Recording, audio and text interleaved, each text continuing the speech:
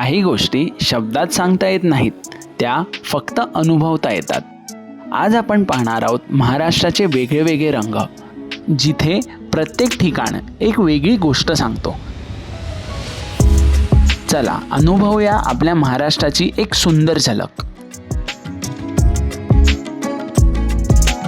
नमस्कार मित्रांनो, पायवाट डायरीजमध्ये तुमचं पुन्हा एकदा स्वागत आहे। आणि आज 1 मे आहे, महाराष्ट्र दिवस आहे आज आपला।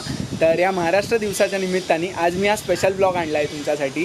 तर हा ब्लॉग थोडा वेगळा असणार आहे, नॉर्मल ब्लॉग असतात तसा नसणार आहे, पण तुम्ही हा ब्लॉग नक्की एन्जॉय कराल। कारण या ब्लॉगमध्ये मी आपला सगळा महाराष्ट्र मी जेवढं फिरलो ते एकत्र आणण्याचा प्रयत्न केलेला आहे। तर टाईम वेस्ट न करता हा ब्लॉग आपला चालू करूया। चला, आणि पूर्ण ब्लॉग बघा नक्की। Bye bye. इकडच्या गल्ली गल्लीमध्ये सणांचा जोश वाहतो। दहीहंडीमध्ये जिद्द, उत्साह आणि प्रत्येक पावलात धाडस आहे। गणपती येतो तेव्हा घर नाही, संपूर्ण महाराष्ट्र जागतो। हा महाराष्ट्र प्रत्येक सणात एक नवी ओळख देतो। आणि विसर्जन तो शेवट नसतो, ती पुढच्या वर्षाच्या आगमनाची चाहूल असते। आणि आता सुरू होतो नवरात्रीचा उत्सव, जिथे प्रत्येक देवीच्या मंडपात एक वेगळीच भव्यता दिसते।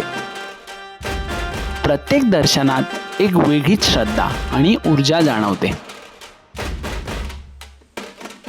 त्यानंतर रंगतो होळीचा उत्सव, जिथे वाईटावर चांगल्याचा विजय साजरी केला जातो।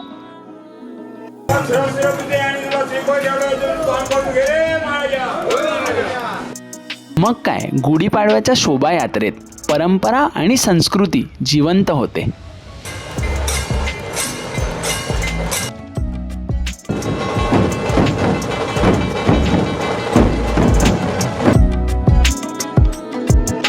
मग दिवाळीची सुरुवात होते कंदील बनवण्यापासून। प्रत्येक क्षणात आनंद आणि उत्साह भरलेला असतो। आणि शेवटी त्या फटाक्यांमध्ये फक्त प्रकाश नसतो, तर महाराष्ट्राचा उत्साह झळकतो।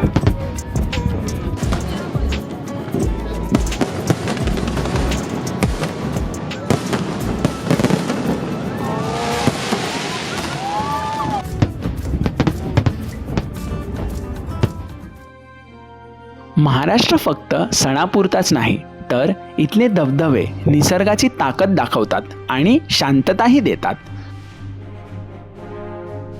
पण त्याचबरोबर इकडचे गडकिल्ले आपल्या छत्रपती शिवाजी महाराजांच्या पराक्रमाची आठवण करून देतात। आपला हा महाराष्ट्र निसर्ग आणि इतिहास दोन्ही जपतो।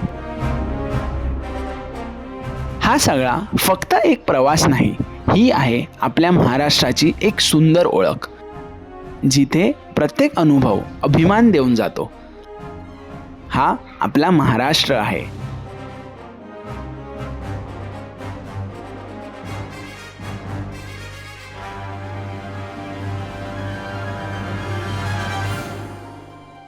तर कसा वाटला आपला हा महाराष्ट्र? तुम्हाला हा ब्लॉग आवडला की नाही आम्हाला कमेंट करून नक्की सांगा। आणि आत्तापर्यंत पायवाट डायरीला सबस्क्राईब नसेल केलं तर सबस्क्राईब करा। तर हा ब्लॉग तुम्हाला आवडला असेल तर अभिमानाने सगळीकडे हा ब्लॉग शेअर करा आणि सगळ्यांना समजू दे की आपला महाराष्ट्र किती सुंदर आहे। आणि आता आपण भेटूया आपल्या अशाच कुठल्या तरी पुढच्या नवीन ब्लॉगमध्ये। चला बाय बाय। आणि आमच्याकडून तुम्हाला आणि तुमच्या परिवाराला महाराष्ट्र दिनाच्या हार्दिक शुभेच्छा। Bye bye.